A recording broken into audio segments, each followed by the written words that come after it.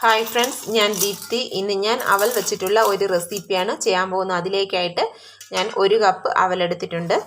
അവൽ നമുക്ക് ഒരു പാൻ അടുപ്പത്ത് വെച്ച് പാൻ നന്നായി ചൂടായിട്ടുണ്ട്. അതിലേക്ക് 1 ടീസ്പൂൺ നെയ്യ് ഒഴിച്ചു കൊടുക്കാം.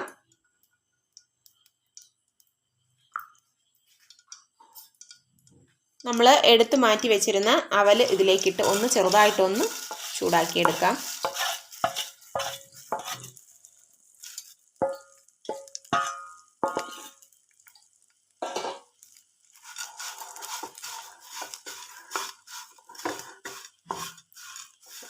ഒത്തിരി വറുത്തെടുക്കണ്ട, ജസ്റ്റ് ഒന്ന് നെയ്യിലൊന്ന് ചൂടാക്കി എടുത്താൽ മതി.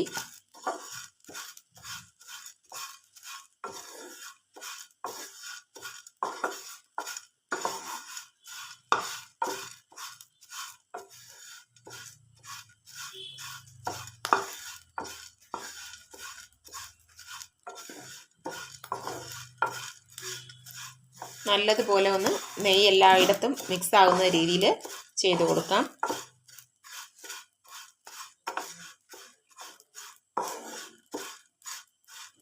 നെയ്യ് അത്യാവശ്യം എല്ലാ അവലിലുമൊക്കെ നല്ലോണം ഒന്ന് അബ്സോർബ് ആയിട്ടുണ്ട്. നമുക്കിനി ഫ്ലെയിം ഓഫ് ചെയ്ത് കൊടുത്ത് അവലൊന്ന് തണുക്കാൻ വേണ്ടിയിട്ട് മാറ്റി വയ്ക്കാം. ഫ്ലെയിം ഓഫ് ചെയ്ത് കൊടുത്തിട്ടുണ്ട്.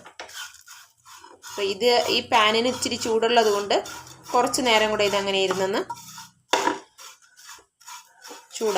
ചൂടായിക്കോളും. ഇതെവിടെ ഇരിക്കട്ടെ. ഒരു ചെറിയ സവാള എടുത്തിട്ടുണ്ട്. നമ്മൾ 1 കപ്പ് അവലല്ലേ എടുത്തിട്ടുള്ളൂ, അതുകൊണ്ട് ഒരു ചെറിയ സവാള എടുത്തിട്ടുണ്ട്. സവാളയുടെ തോലെല്ലാം കളഞ്ഞ് കഴുകി വൃത്തിയാക്കി എടുക്കാം.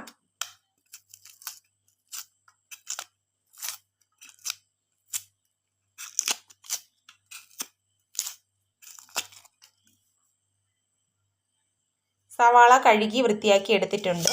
നമുക്കിനി ഇതിനെ ചെറിയ ചെറിയ പീസുകളായിട്ടൊന്ന് കട്ട് ചെയ്തെടുക്കാം.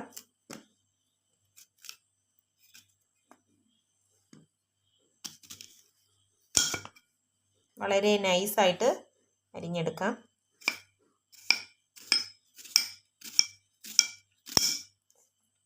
ഇതേ മെത്തേഡിൽ ഞാൻ എല്ലാം അരിഞ്ഞെടുക്കട്ടെ. സവാള എല്ലാം കട്ട് ചെയ്തെടുത്തിട്ടുണ്ട്. ഇനി നമുക്ക് ഇതങ്ങ് മാറ്റി വയ്ക്കാം.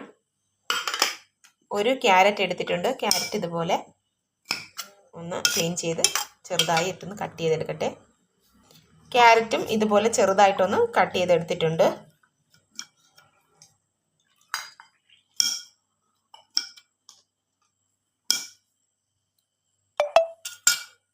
നീളത്തിനാണ് കട്ട് ചെയ്തെടുത്തിട്ടുള്ളത്.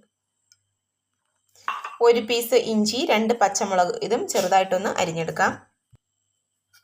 പച്ചമുളകും ഇതുപോലെ ഒന്ന് കട്ട് ചെയ്തെടുക്കാം.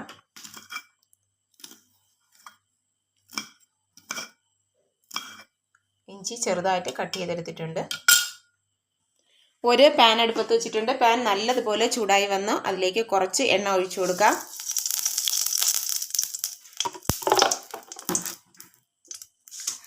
എണ്ണ ഒന്ന് ചൂടായി കഴിയുമ്പോഴത്തേനും അതിലേക്ക് കുറച്ച് കടുക് ഇട്ട് കൊടുക്കാം.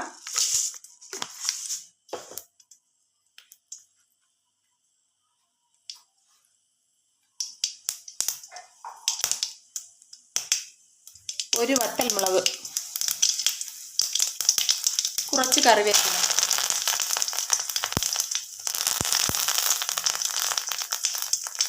സവാള ചേർത്ത് കൊടുക്കാം.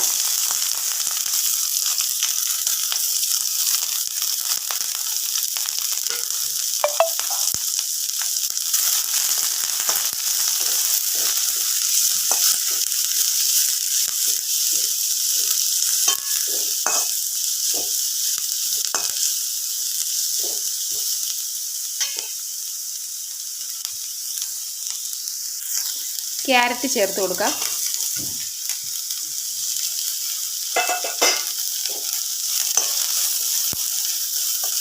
സവാളയും ക്യാരറ്റും ഒക്കെ അത്യാവശ്യം ഒന്ന് നല്ലതുപോലെ വഴണ്ട് വരണം.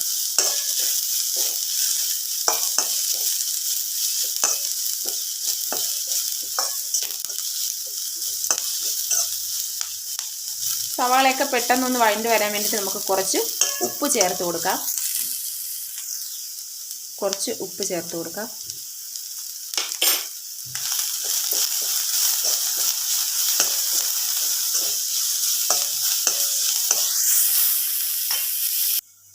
ഒരു മിക്സിയുടെ ജാറിൽ കുറച്ച് തേങ്ങ, ഒരു 1/4 കപ്പോളം തേങ്ങ എടുത്തിട്ടുണ്ട്.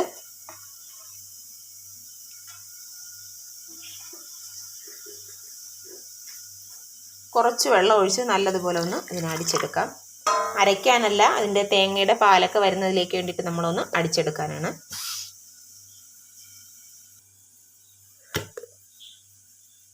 ഒന്ന് അടിച്ചിട്ടുണ്ട്, അതവിടെ ഇരിക്കട്ടെ.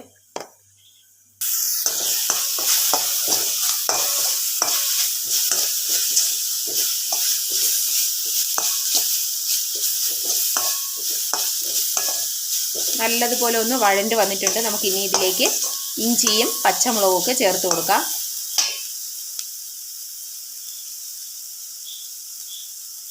ഇഞ്ചി,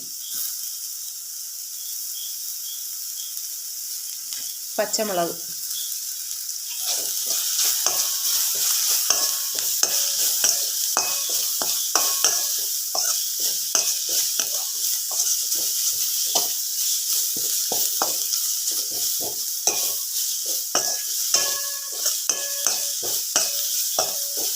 പച്ചമുളകും ഇഞ്ചിയൊക്കെ ഒന്ന് വാടി വരട്ടെ. നല്ലതുപോലെ ഒന്ന് വഴണ്ട് വന്നിട്ടുണ്ട്. നമുക്കിനി മിക്സിയിൽ അടിച്ച് വെച്ചിരുന്ന തേങ്ങയും പാലും ഒക്കെ കൂടെ ഇതിലേക്ക് അങ്ങ് ഒഴിച്ചു കൊടുക്കാം.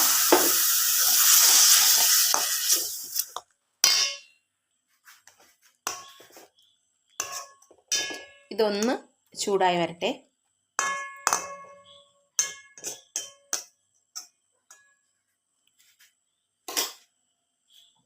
നമുക്കിതൊന്ന് അടച്ചു വെച്ച് കൊടുക്കാം. നല്ലതുപോലെ ഒന്ന് ചൂടായി വന്നിട്ടുണ്ട്.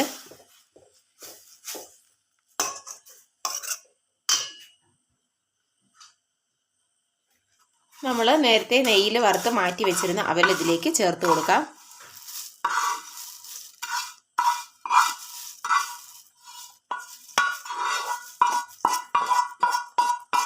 നമ്മൾ ഒത്തിരി വെള്ളം അങ്ങ് ചേർക്കേണ്ട, തേങ്ങാപ്പാൽ കുറച്ച് ചേർത്താൽ മതി. കാരണം നമ്മൾ എടുക്കുന്ന അവലിനനുസരിച്ച് ചേർത്ത് കൊടുക്കാം.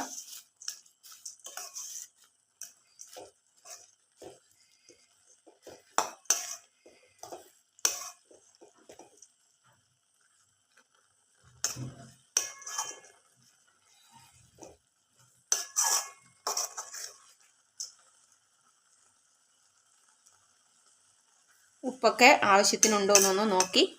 ഇത് നമ്മൾ കഴിക്കുമ്പോഴത്തേനും പഞ്ചസാര ചേർത്ത് കഴിക്കുന്നത് നല്ല ടേസ്റ്റ് ആയിരിക്കും.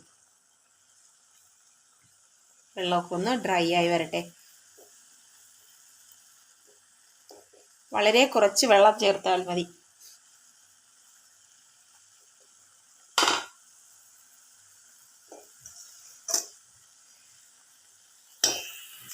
നല്ലതുപോലെ ഡ്രൈ ആയി വന്നിട്ടുണ്ട്. അപ്പോൾ എൻ്റെ ഈ റെസിപ്പി എല്ലാവർക്കും ഇഷ്ടപ്പെടും.